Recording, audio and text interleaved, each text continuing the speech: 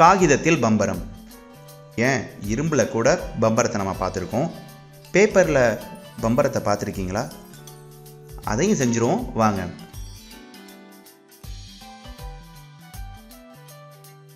இப்போது அதுக்கு தேவையான பொருட்கள் 15 சென்டிமீட்டர் சதுர வடிவ வண்ண காகிதம் மற்றும் ஒரு பல்குத்துற குச்சியை எடுத்துக்கோங்க. இப்போது பேப்பரின் ஒரு விளிம்பை 3 சமபாகங்களாக மடிச்சுக்கோங்க. கோடு வராமல் வெறும் புள்ளி மட்டும் வச்சுக்கோங்க.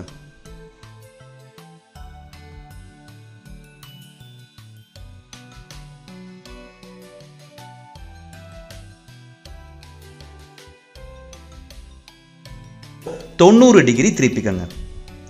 எனவே செஞ்சது போல இங்கேயும் ஒரு விளிம்பில் 3 சமபாகங்களாக மடிச்சுக்கோங்க. கோடு வராமல் வெறும் புள்ளி மட்டும் வர்ற மாதிரி மடிச்சுக்கோங்க. இப்போ ஒரு மூலை விட்டம் ஏற்படுத்தி கொண்டு பேப்பரை திறந்து நடுவில் 3இல் 1 பாகமாக மடிச்சுக்கோங்க. மறுபக்கமும் அதே மாதிரி மடிச்சுக்கோங்க. அதுக்கப்புறம் வலது மூலையை எடுத்து மீண்டும் ஒரு பக்கத்தை மட்டும் அழுத்தி மடியுங்க. அதே போல இடது மூலையையும் மடிச்சுக்கோங்க.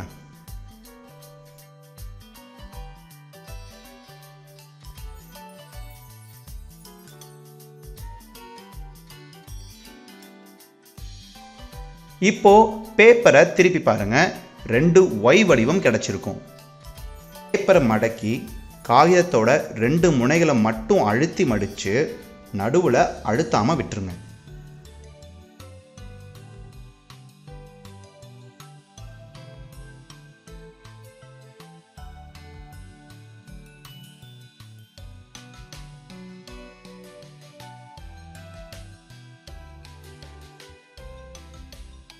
நமக்கு 4 Y வடிவங்கள் மடிக்க முடியும்.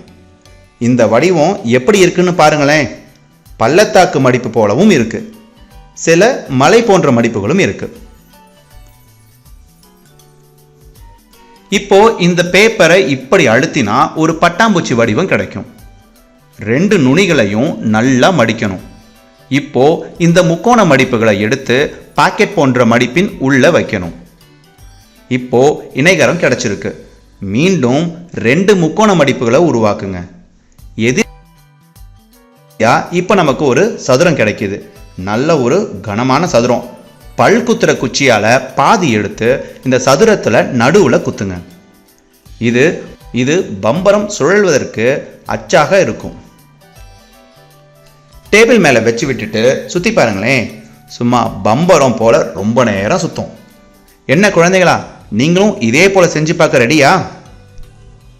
இத்தகைய பயிற்சியை மேற்கொள்வதன் மூலமாக எளிய பொருட்களை கொண்டும் நம் படைப்பாற்றல் திறனை நாமே வளர்த்து கொள்ளலாம்.